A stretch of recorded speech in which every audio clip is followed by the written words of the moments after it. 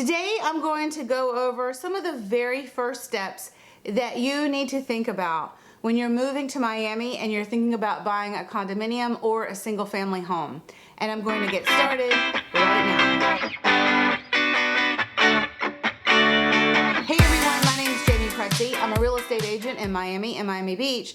And today I'm going to talk to you about some of the first most important steps that you need to think about before moving to our area and also purchasing real estate in our city, whether it's a condominium or a single family home. There's a lot to know, and I'm going to go over some of the most important details today. But first, before I get started, if this is your first time here, hit the subscribe button so you never miss another update.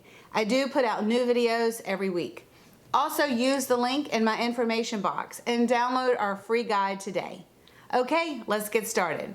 The very first thing that you need to do is determine how you are planning to pay for this property. Are you planning to pay with cash or do you need financing? And then from there, the next most important thing you need to do is if you are paying cash, obviously you want to show proof of cash funds because you may need that to access some of the properties. If you are paying with financing, you need to make sure that you speak to a lender and get a pre-approval letter. From there, that allows you to create a budget for this project. And the reason why it's very important to set a budget for the project is because the cost of ownership for properties here can really vary depending on the property type and the location of that property and also the condition of the property. The reason why setting a budget is super important is because the cost of ownership in our area can really vary depending on, like I said before, the type of property that you're purchasing. The cost of owning a condominium is just very different than when you're buying a single family home. When you're buying a single family home, you will need to purchase your own insurance policy. Now, if you're paying cash, that's really up to you. But if you are getting financing, the lender will actually require that you show proof of a policy before you close on that property. And the cost of ownership for single family homes in terms of insurance can vary greatly depending on the condition of that property. When you go under contract, you will have an inspector come out and inspect the property. And there will be insurance reports within that inspection. Those reports will get sent over to insurance companies as you shop for insurance, and they will give you estimates of how much it costs to insure that property. A huge factor in that expense really depends on the condition of the property. And some properties are not in great condition, which means you may not even be able to get insurance, or if you do get insurance, it may be very expensive.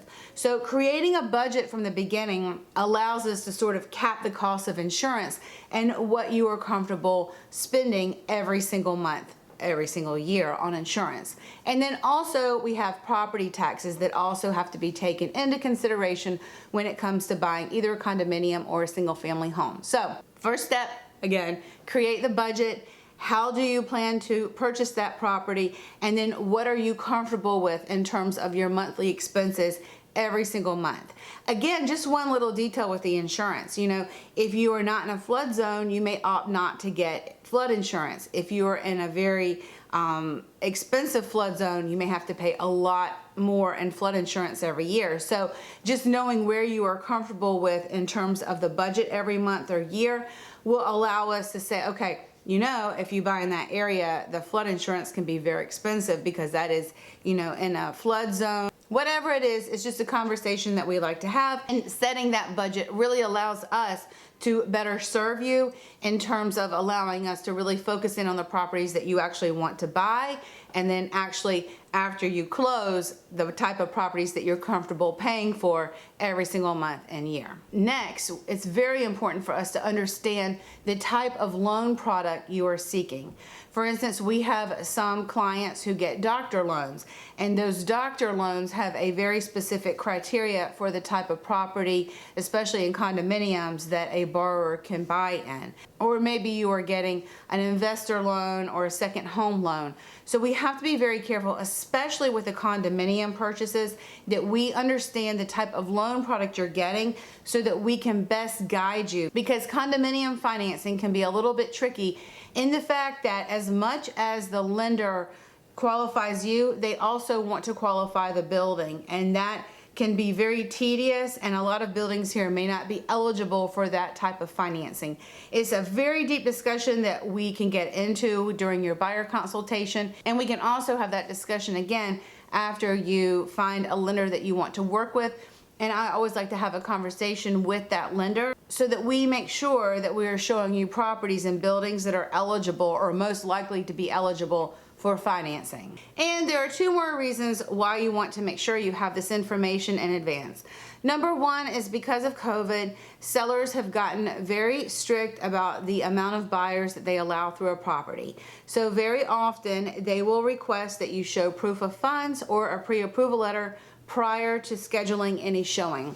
This is really to limit the amount of people through the property. They want to make sure that qualified buyers are coming through, and one way to do this is to ask for a proof of funds or pre-approval letter prior to showings. So, you know, it is what it is. That's how it works today, and many sellers are asking for that. So might as well go ahead and get this in order prior to scheduling any showings.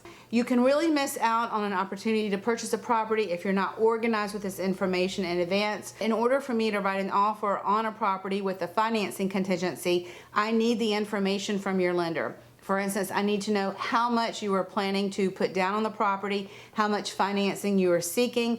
I also need to know how long do they need for a loan approval, what type of loan are you getting. All of this information needs to go on the offer that we put together, and I need to send over either proof of funds if you're paying cash or a pre-approval letter with the offer. And in today's market, many seller agents do call the lender to make sure that you are properly approved to purchase the property. So the first step in moving to Miami and buying real estate is to understand how you intend to purchase the property, whether it's with cash or financing. Have all of that organized in advance. So looking at properties, get the pre-approval letter ready, your proof of cash letter ready, and let's go look at some properties. Okay, if you have more questions, we're always here to be a resource for you, and I will see you soon.